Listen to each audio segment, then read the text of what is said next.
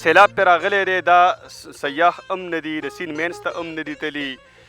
سیلاب راغلی، د دوی کورونو ته ورغلی، د دوی چې څومره سامان دی په کچن کې اوبه وګرځېدې، کمرو ته دننه لاړې، کارپېټس وغیره چې څومره هم سامان و، چیني، ګوړه، وړو، هر څه یې یوړل. کنیور ته یې وغورځول او کنیور بیا لاندې جندي یوړل، د خیالي سیند ته یې وغورځول او دا خلک همدغه شانته کې پاتې شو بې سر و سامان.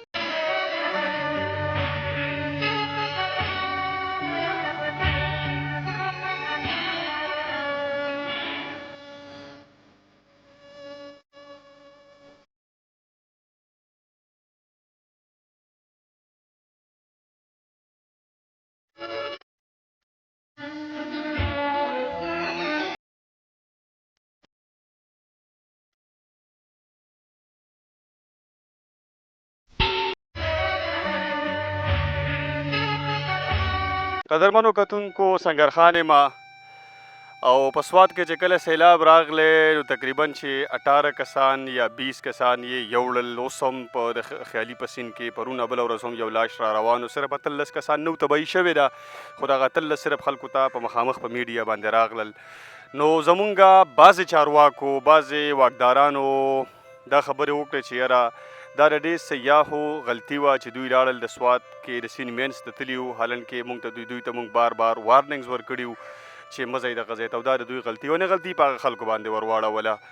نن په یو داسې ځای کې ولاړ یم، تحصیلي تنګی دی، بالکل د تنګي مین موړ دی، مین روډ دی او دلته کې خلکو آبادۍ کړي دي. د دوی نه تپوسونه کوو چې څه وجه ده، سیلاب پرې کوم ځای نه راغلی دی او بیا د دې ذمه دار څوک دي، ځکه چې دا څه حادثه نه ده، دا بالکل یو منظم سازش ورته زه وایم چې د دې پریونشن نه کیږي، د دې څه روکتام نه کیږي، او همدا دغه شانته کې یو کال نه دی بلکې دا هر کال د جولای په موسم کې چې کله د مونسون موسم شروع شي دا سیلابونه راځي او د دې خواران همدغه شانته کې نقصانونه کوي. السلام علیکم جی. وعلیکم السلام. څنګه دی کاکا، څه نوم هم دی؟ بادر شیر نوم دی. بادر شیر کاکا، سیلاب راغلی، څه نقصان دی شوی دی؟ جی بس هر څه خراب شوي دي، لوښي، لرګي، کچن، باتروم، هر څه. ټیک ده. جی ذمه دار څوک ګڼې؟ یاره جی بس زم چې موږ حکومت بس د دې کې څه دغه وکړي. حکومت څه وکړي ستا په خیال؟ موږ سره تعاون وکړي. څنګه تعاون؟ سامان دله درکړي؟ سامان مامان نه دي چې موږ له دې اوبو څه بندوبست د دې اوبو بندوبست وکړي. ښه، د اوبو سره به څه کوي ستا په خیال باندې، چېرته بل طرف ورته جوړ کړي، څه وکړي؟ یاره جی موږ وایو چې موږ ته به دا ځای جوړ کړي او دا دغه لږ صحیح شي، خوړ صحیح شي، موږ به د اوبو نه بچ شو او باقي د الله ټیک ته جی، ټیک ته جی، الله نه به خیر غواړو. صحیح شو جی. السلام علیکم جی. وعلیکم السلام. څنګه څه نوم هم دی؟ تحسین الله. تحسین الله وروره دا راته ووایه چې دا په کوم ځای کې مونږ ولاړ یو، دا د کوم ځای نه اوبه راځي؟ دا خو آبادي ده، دا دې ځای کې آبادي ده او مونږ دلته کې ولاړ یو، که سره خواته یو وړه شان نالۍ بهېږي نو دا نالۍ دونه غټ نقصان کوي. دا جی نالۍ نه ده، دا چې کوم دی نو د 18 ټاټونو خوړ چې کوم دی دا هغه خوړ دی، هلته کې څونه دی او بیا دلته څومره پاتې دی، نو دا تاسو خپله چې کوم دی نو د دې موازنه وکړئ چې آیا لکه هلته کې خوړ څومره پلن دی، هغه 100 ګزه دی یا 100 فوټه دی، نو موږ همدغه مطالبه کوو چې یاره لکه دا د جون جولای دا میاشت چې کوم دی دا په موږ باندې یو قسم له عذاب دی. په دې کې چې کوم دی نو وروره لکه دا شی دوی چې کوم دی نو دا پټي مټي او دغه پکې راغلي دي، دا شی ډېر زیات کم شوی دی که نه، دا اوس تقریبا زیات نه زیات 8 فوټه نالۍ پاتې ده. په دې 8 فوټه نالۍ کې او بیا د 18 ټاټونو خوړ ځای کول دا چې کوم دی ډېر ګران کار دی. صحیح.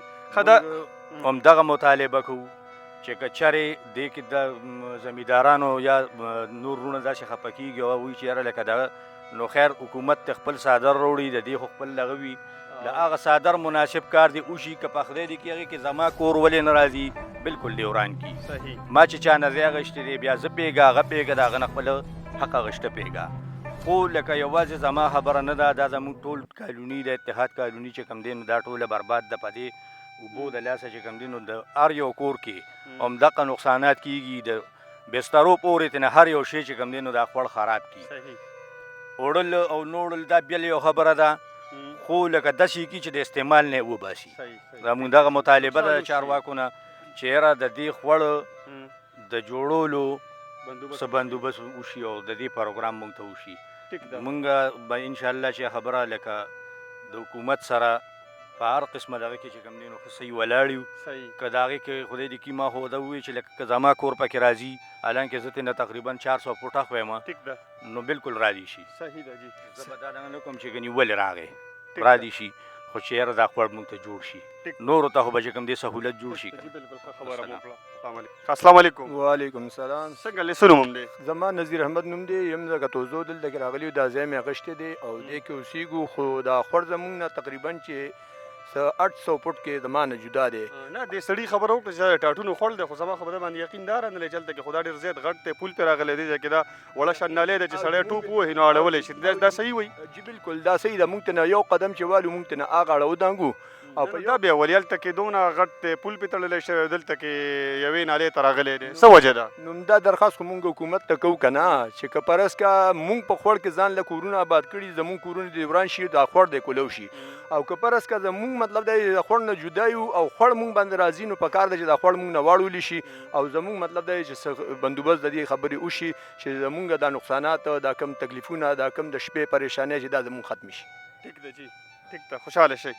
ډاکټر صاحب څه به ویل غواړئ د سیلاب په حوالې سره نقصان وشو تکلیف درته ورسېدو او دا تکلیف په دې ځای ولاړ نه دی الله دې نه کي که بېګاله باران وشو همدغه شانته کې سیلاب راغله نو بیا به دې دا نننۍ سټوري وي څه به ویل غواړئ؟ دا په دې هفته کې جي دا خوړ 2 ځله راغی د چهارشنبې په شپه راغی او د جمعې په شپه راغی. د جمعې په شپه چې کوم سیلاب راغی نو خوړ دلته دی اوبه 800 فوټه کې هلته بیا دی د بېنظیره دفتر نه بره بیا دی دا خوړ نه دی دې نه جي لښتې ساه شوی دی ټاټونو پول کې کم از کم دا 300 فوټه دی دلته کم از کم 15-16 فوټه دی. نو موږ د حکومت نه دا مطالبه کوو چې موږ ته د خوړ پیمایش وکړي چې دا خوړ موږ ته کولو وکړي چې د آبادي د عوام د دې اوبو نه بچ شي.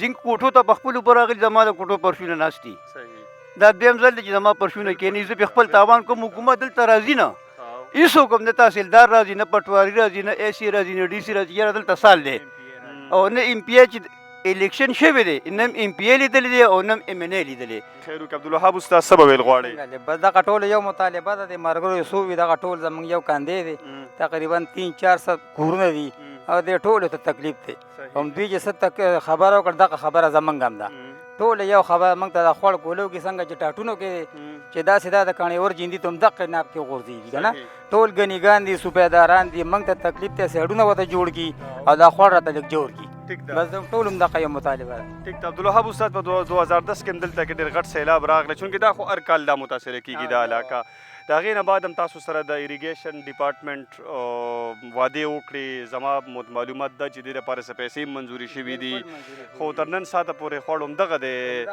ټول دي همدغه حساب کتاب دی ښه پیسې منظورېږي خو دا خلک یې به خدای په غیبي کې کم ښه یوسي او موږ دلته ټوټونه ورکړو ښه وعدې را سره وکړي طریقې راته وښیي او بیا هم چوټ ورکړو بیا موږ په سترګو نینو یو قسم نه راغلی نه ایم ای راغلی نه ایم پی ای راغلی نه څوک نه راغلی موږ له چې زموږ خبر والي که نه نو بس دغه تکلیف دی موږ ته. ټیک ده مخکې لایحه عمل هم څه دی که فرض کا ستاسو ډېرې مسلې حل راونوځي اریګیشن ډپارټمنټ نوټس وانخلي اریګیشن منسټري نوټس وانخلي بیا به څه کوئ؟